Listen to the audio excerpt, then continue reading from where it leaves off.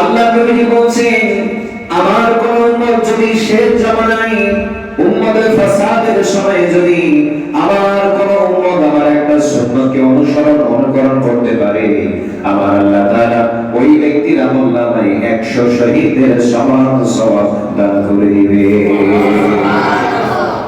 100 শহীদ, একটা দুটো শহীদ না, মরে যাওয়া একটা সুন্নতকে যদি আপনি আঁকড়ে ধরতে পারেন, ওই সুন্নত মোতাবেক যদি নিজের জীবনটাকে পরিচালনা করতে পারেন, আল্লাহ নবী বলছেন আমার ওই মরে যাওয়া সুন্নতের ওসিলায় আমি কথা দিচ্ছি, আল্লাহ নবী বলছেন আমার আল্লাহ তাআলা তার আমলনামায় 100 শহীদের সওয়াব বান্দার আমলনামায় আমার আল্লাহ তাআলা দান করে দিবেন। সওয়াব কম নাকি বেশি? এজন্য আল্লাহ তাআলা নবীর সুন্নাত মানলে পরে আল্লাহ তাআলা কি বলছেন জানার দরকার আছে না নাই? আল্লাহ তাআলা বলছেন কুল ইন কুনতুম তুহিব্বুনাল্লাহা ফাত্তাবিউনি ইউহিব্বুকুমুল্লাহু ওয়া ইয়াগফির লাকুম যুনুবাকুম ওয়াল্লাহু গফুরুর রহিম। জয় আল্লাহু আকবার। হে হাবিব আপনি আপনার উম্মতদেরকে জানিয়ে দেন, হে হাবিব আপনি আপনার উম্মতদেরকে জানিয়ে দেন, যদি তারা আমি আল্লাহ তাআলাকে ভালোবাসতে চাই তাহলে যেন আপনাকে তারা যেন অনুকরণ করে, তাহলে আমি আল্লাহ তাআলা আমার এই বান্দা বান্দীগুলোকে ভালোবাসবো। আল্লাহ তাআলা বলেন কুল ইন কুনতুম তুহিব্বুনাল্লাহা ফাত্তাবিউনি ইউহিব্বুকুমুল্লাহ। তোমরা যদি আমি আল্লাহকে ভালোবাসতে চাও তাহলে আগে আমার বন্ধু নবীজির আদর্শ তোমরা অনুকরণ করো, তাহলে তোমাকে আমি আল্লাহকে ভালোবাসতে হবে না, আমি আল্লাহ স্বয়ং তোমাদেরকেই ভালোবাসবো। আর একটু জোরে বলেন না সুবহানাল্লাহ। আল্লাহ নবীর এক সাহাবী এই মুখের মধ্যে দুই একটা দাড়ি নিয়ে আল্লাহ নবীর সামনে আসেন, আল্লাহ নবীজি তাকে দেখার সাথে সাথে একটা মুস্কি হাসি দিয়েছে। সুবহানাল্লাহ। সাহাবী মনে মনে ভাবলো আল্লাহ নবী যে আমার এই দুই তিনটা তারিখে মনে হয় অপছন্দ করছে, এই জন্য মনে হয় হাসি দিচ্ছে। বাড়ির মধ্যে গেলেন, বাড়ির মধ্যে যাওয়ার পরে ওই দুই তিনটা তারিখ নিজের হাতে উপরে ফেললেন।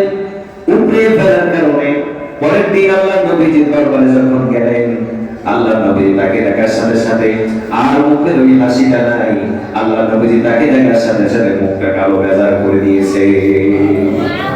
আল্লাহ নবীজি মুখটা কালো হয়ে গেছে, বেজার হয়ে গেল। সাহাবী মনে মনে ভাবলো ঘটনা কি? কিছুক্ষণ পরে আল্লাহ নবীজির কাছে আরজ করলেন, ইয়া রাসূলুল্লাহ, ইয়া হাবিবাল্লাহ, আপনার কদমে আমার মা বাবা আমার জীবন সহ কুরবান হোক নবী। ইয়া রাসূলুল্লাহ, ইয়া হাবিবাল্লাহ, নবীজি আমার কোন কাজে কি আপনি কষ্ট পেয়েছেন নাকি? আমার কোন কাজে কি আপনি দুঃখ পেয়েছেন নাকি? গতকালকে দেখলাম আপনি হাসলেন, আর আজকে দেখতেছি আপনি কষ্ট পেয়েছেন।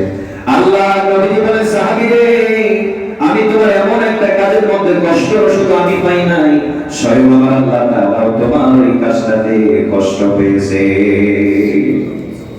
রে সাহাবী, গতকালকে আমি হেসেছিলাম এর কারণ তুমি জানো নাকি? আমি গতকালকে দেখেছিলাম তোমার যে দুই তিনটা দাড়ি, এই দুই তিনটা দাড়ির মধ্যে আল্লাহ তাআলা ৭০,০০০ রহমতের ফেরেশতাগুলো তোমার এই দাড়ির মধ্যে খেলা করতেছে।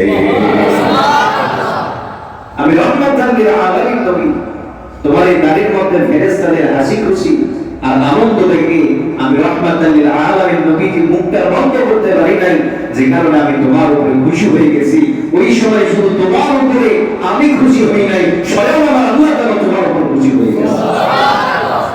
এ সাহাবী, আর আজকে যখন তুমি ওই দাড়িগুলো ফেলে দিয়ে আমার সামনে আসছো, আসার সাথে সাথে আমি দেখলাম তোমার এই মুখের মধ্যে রহমতের ফেরেশতাটাই আমার আল্লাহ তাআলা সহ ফেরেশতারা সহ আমি রহমাতাল লিল আলামিন নবী সহ তোমার উপরে মন খারাপ করেছি। জোরে বলেন নাউযুবিল্লাহ।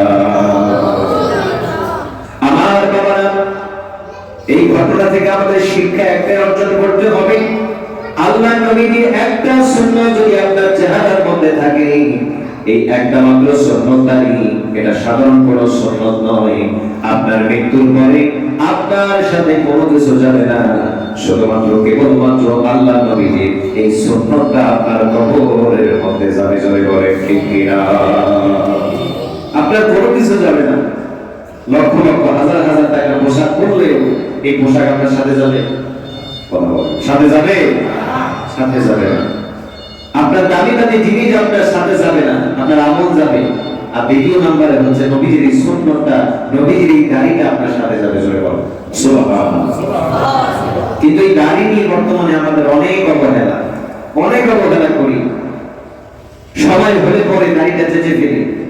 কিন্তু আল্লাহ নবীজি বলছেন যে তোমরা যখন দাড়ি কাটো, এই দাড়িটা তোমরা কাটো না, তোমরা আমি নবীজির কলিজা কাটো। নাউজুবিল্লাহ বলেন না বাবা। তোমরা যখন দাড়িগুলো কাটো, এই দাড়িগুলো তোমরা কাটো না। তোমরা যখন মুখের মধ্যে ব্লেড লাগাও, তোমরা মুখের মধ্যে ব্লেড লাগাও না। তাহলে তোমরা কই ব্লেড লাগাও? তোমরা জানো তোমরা আমি রাহমাতাল লিল আলামিন নবীজির কলিজার মধ্যে তোমরা এই ব্লেড লাগাও। এরে আমার বাবারা, নবীজির কলিজার মধ্যে যদি আপনি ব্লেড লাগান, নবীজির কলিজার মধ্যে যদি আপনি আঘাত দেন, নবীজির জবান মোবারকে যদি আপনি আঘাত দেন, বলেন তো নবীজির শাফায়াত কি আমরা পাবো নাকি? পাবো না। যদি নবীজিকে আপনি যদি কষ্ট দেন, আমি যদি কষ্ট দিই, নবীজির শাফায়াত আমাদের ভাগ্যে নসিব হবে না, জোরে বলেন ঠিক কিনা? কিয়ামতের ময়দানে আপনারা জানেন, হাসরের ময়দানে পৃথিবীর কোন আম্বিয়া কেরাম, কোন নবী কোন কথা বলতে পারবে না। ওই দিন প্রত্যেকটা নবী আনফসি করতে থাকবে। শুধুমাত্র কেবলমাত্র আমার নবীজি আমার আল্লাহ তাআলা আরশে আজিমের নিচে সিজদায় অবনীত হয়ে যাবে।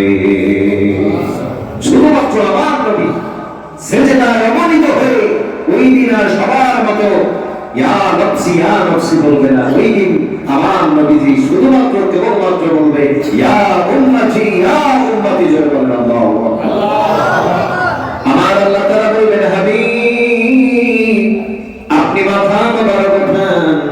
আল্লাহ নবীজি বললেন ওগো আমার আল্লাহ, যতক্ষণ পর্যন্ত আমার গুনাহগার উম্মতকে আপনি মাফ না করবেন, ততক্ষণ পর্যন্ত আমি মাথা মোবারক উঠাবো না।